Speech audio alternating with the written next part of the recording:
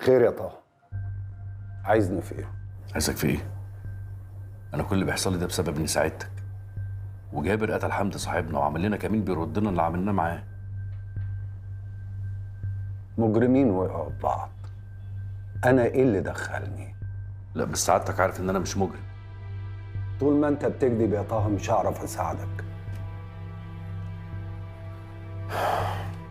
انا ممكن اكون عملت حاجه غلط، بس ما هربتش خمر، انا بقطر بس ومن ورا الحكومه، بس انا شايف كنت هبطل. لو كل واحد محتاج فلوس بره لنفسه انه بيعمل حاجه غلط وبعدين هيبطلها، الدنيا هتبقى غابه ما فيهاش قانون.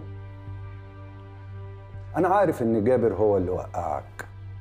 قريت المحضر وشفت اعتراف مجاهد، وهو قال كمان ان جابر هو اللي وزه يعمل فيك كده. بس في النهايه كده كده انت كنت هتقع. ومساعدتي ليك اللي انت تقبض على الخواجه كل اماكن التقطير ده كان ايه؟ ما عملتهاش عشاني، عملتها عشان نفسك، عشان تبعدهم عنك. مش كده ولا ايه؟ وبعدين اكيد في حل. الحل انك تقضي عقوبتك. الا اذا انا بحب الليزه دي. تساعدني نقبض على جابر. ساعتها اعتبرك شاهد في القضيه وكنت بتساعدنا. جابر اللي مفيش حد يعرف شكله ايه ولا يعرف عنه حاجه. مش كده وبس، حتى لو قبضنا على جابر القنصليه بتاعته هتيجي تخرجه وهرجع اقبض عليك.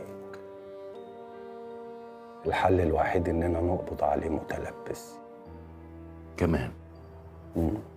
يعني عايزين تقبضوا عليه يا اما معاه خمره يا مخدرات. بالظبط. شوف، انا هخرجك على مسؤوليتي الشخصيه لمده 48 ساعه. لو ما جبتش جابر هرجع اقبض عليك تاني. وانت عارف لو هربت ايه اللي هيحصل؟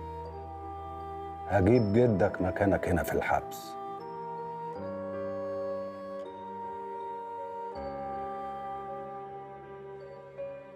موافق، بس بشرط. اتخرج لي رجب وغريب. انا مش هعرف اعمل كده لوحدي. خلينا اشوف الاجراءات وممكن تخرج انت.